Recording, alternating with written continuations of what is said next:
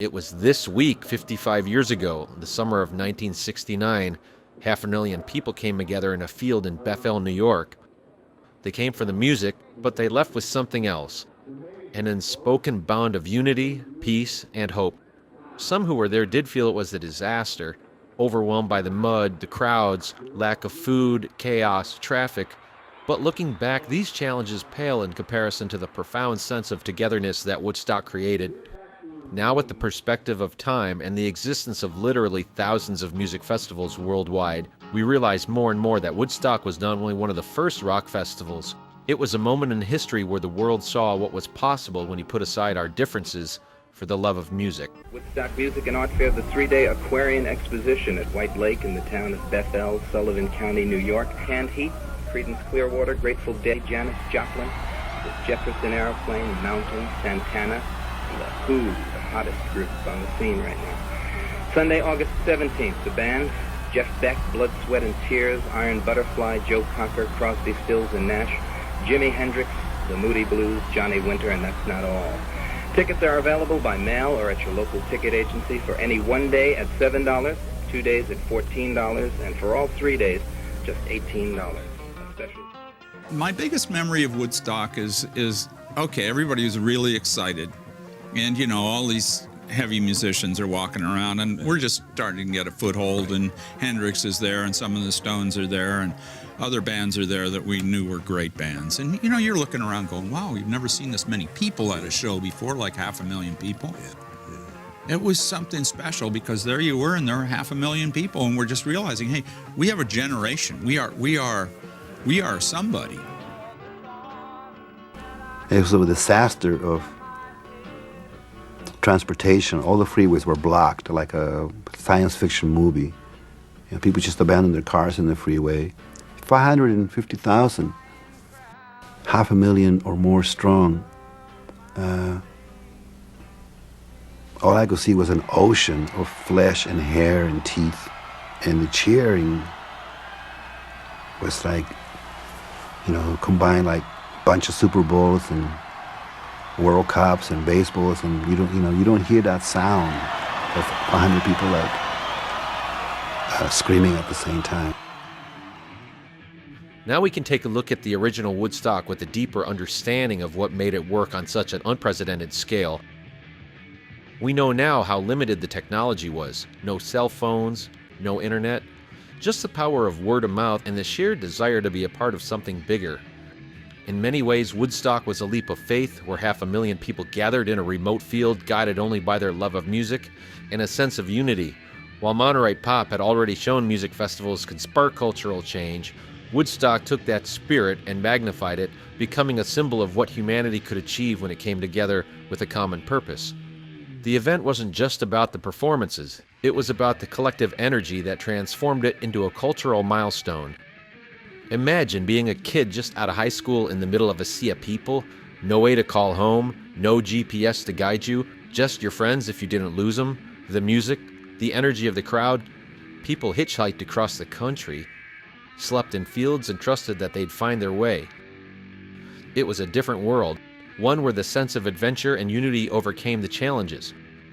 What made the original Woodstock work on such a massive scale wasn't just the music or the setting, it was the collective energy, the sense of purpose that everyone who attended felt. That's why even today we still talk about it. Humans pick up all kinds of personas that are not really you, and if you don't be careful, this persona can throw you into a misery ditch. For me, it's always important to be a person rather than a persona.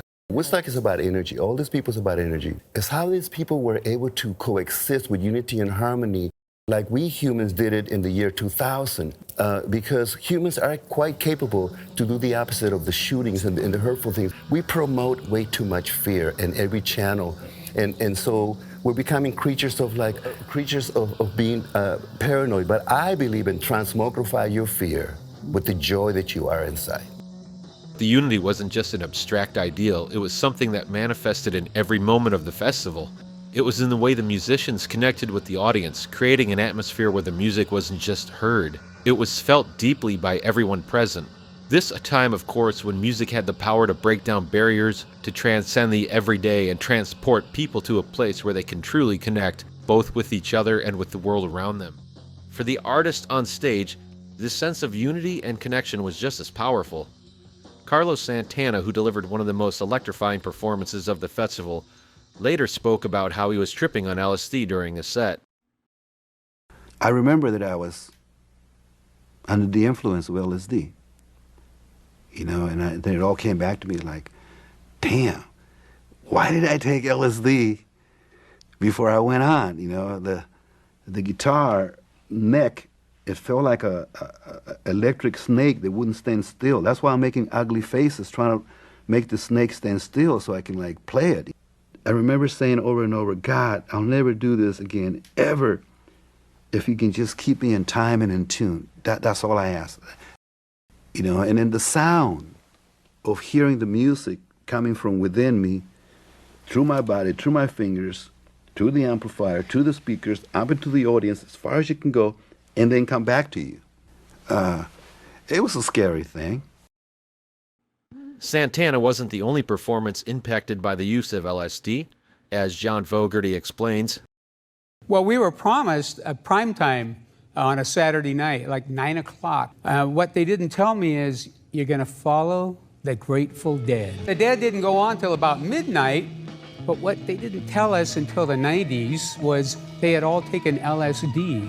About the middle of their set, it went dead silent. And we had to follow that, and so it was literally 2:30 in the morning. I come running out, because this was a big chance. I come running out, and I look down there, and I see a bunch of people, and they're asleep. With the Grateful Dead, we were planning on having a light show. And this is a stormy, doggone night. It is the hugest screen you've ever seen, for the purposes of doing a liquid projection light show on it. A gust of wind comes up. Here's this monster stage. It fills up, it balloons up like a sail, and the stage starts to shudder down the hill. Pull our buck knives out of our pockets and whatever we got and start rending huge holes in it to let the air pass through so the stage won't go down the hill. Garcia's looking over his shoulder. What's going on? He feels it. Then the PA went off. And meanwhile, there's 500,000 people out there in the dark. There's no lights, with no sound, and it's raining.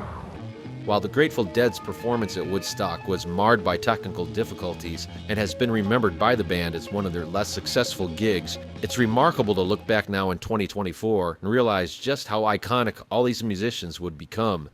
At the time, no one could have predicted that these bands would go down in history as some of the most influential artists of all time. As great as Frank Sinatra was, you never saw kids crisscrossing the country to catch him on tour. But these bands, now with careers spanning nearly 7 decades, continue to draw fans from every generation, proving that their music has a staying power that's rarely seen. A rock music festival that drew hundreds of thousands of young people to a dairy farm in White Lake, New York over the weekend came to an end today. They listened for 3 days, and today they sounded the retreat and headed for home. The sponsors said it was going to be 3 days of peace and music. It was that all right, and much more. Estimates of the crowd ranged up to more than 300,000, and it was that size that caused most of the trouble. That and the rainstorms that turned the big dairy meadow into a mud farm. And so, it's all over except for the massive cleanup job that remains. The Woodstock Music and Art Fair, having done its thing, quietly folds its tent and steals away. Till another day. History would prove that this moment of unity and peace was fleeting. The 60s had been a decade of hope, but the end of 1969 and the years that followed would bring darkness that no one could have foreseen. Just a few weeks after Woodstock, the world was shocked by the Manson family murders, a gruesome reminder that the peace and love movement had a dark underbelly. The brutal killing shattered the illusion that the counterculture was purely benevolent, and it marked the beginning of the end for the idealism that had defined the era. Then came Altamont. What was meant to be Woodstock West turned into a nightmare. The Rolling Stones headlined what should have been another celebration of music and unity.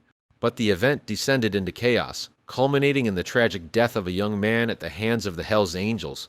Altamont was the stark opposite of Woodstock. a symbol of how quickly the dream could turn into a nightmare.